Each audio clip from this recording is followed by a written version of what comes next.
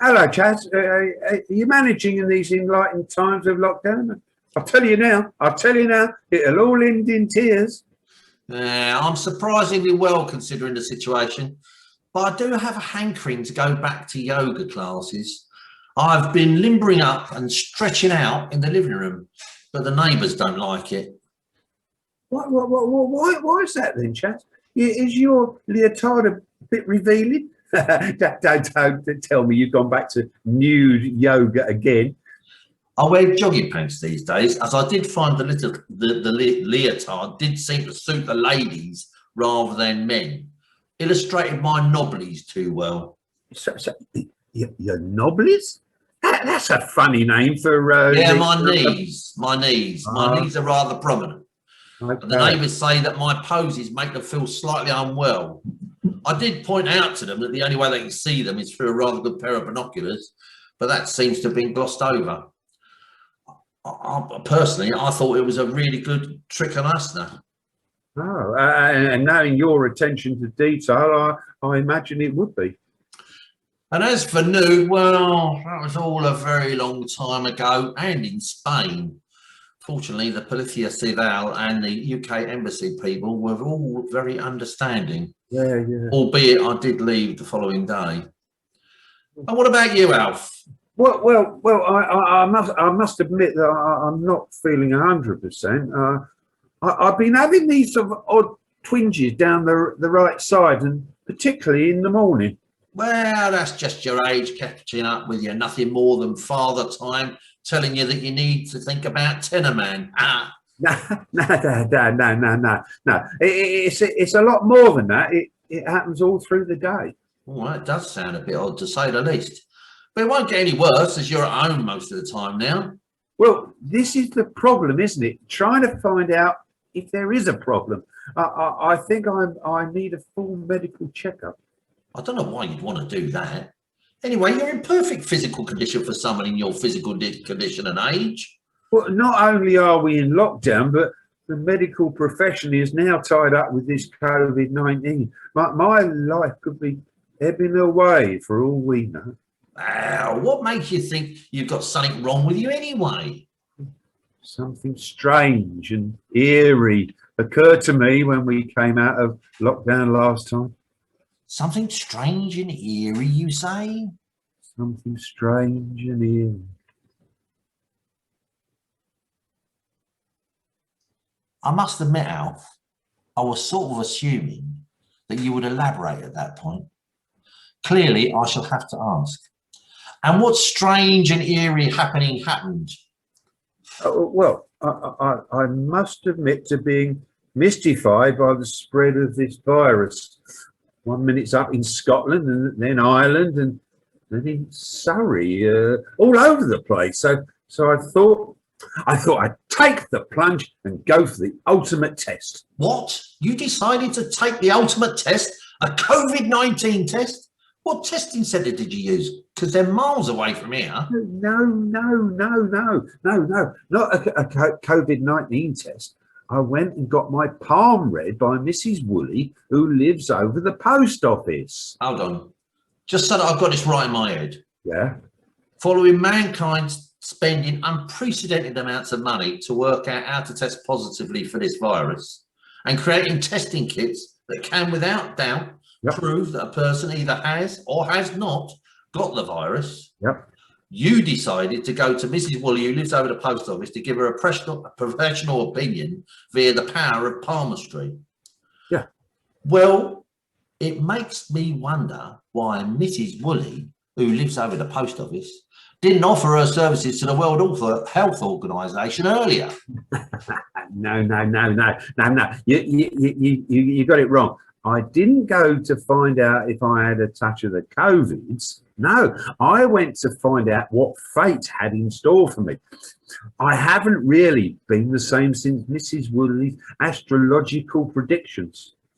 We don't want to take too much notice of Mrs. Woolley's predictions. She is the only palmist I know of who makes her predictions looking at the soles of your feet. Well, she says that the left foot is what you're born with, and the right foot is what you make of it. What a load of rubbish. So let me make sure I got this right. You're born with both feet, right? Yeah. You Yeah. don't get born with your left foot and then the baby has to make it up with the right foot on the spot. That's a stupid idea. Well, I don't think she meant it in the quite naively direct way that you are intimidating. Oh, in what really intelligent, sophisticated, unnatural way did she mean it then? Your fate's on your foot. Your fate's on your feet. Yeah. And what yeah. did she see in your feet? Well, when she saw my left foot, she staggered back. Well, I don't think that's unusual. Most people would stagger back from your left foot. Well, no, I didn't mean it like that. When she looked at it, she was holding it, and she had on those rubber washing up gloves on. You know the thick yellow ones, keeping it sanitary and all that. Yeah, I know. Well, she said, Alf, she said, Alf, your fate's on your feet. And you know what else she said? She said, you are not long for this earth. Well, that seems like a pretty fair statement to me. In fact, let's face it, whatever your virtues may be, and let's not minimize them, length is not one of them. Let's face it, you are not long for this earth. In fact, you're pretty average for this earth. On another planet, you may well tower over the extraterrestrials. However, if you were Robert Wadlow, who grew to 8'11", you certainly would be long for this earth. But of course, that wouldn't be true, as he died when he was 22 years old. No. What she meant was most people's lifelines go from the big toe to the heel, but mine's cut off in the middle. Well, that's from when you stepped on those scissors in the living room all that time, all those years ago. So now I have a massively decreased short lifeline. Well, I wouldn't put too much store in an artificially shortened lifeline. But but I think she's put a curse on me.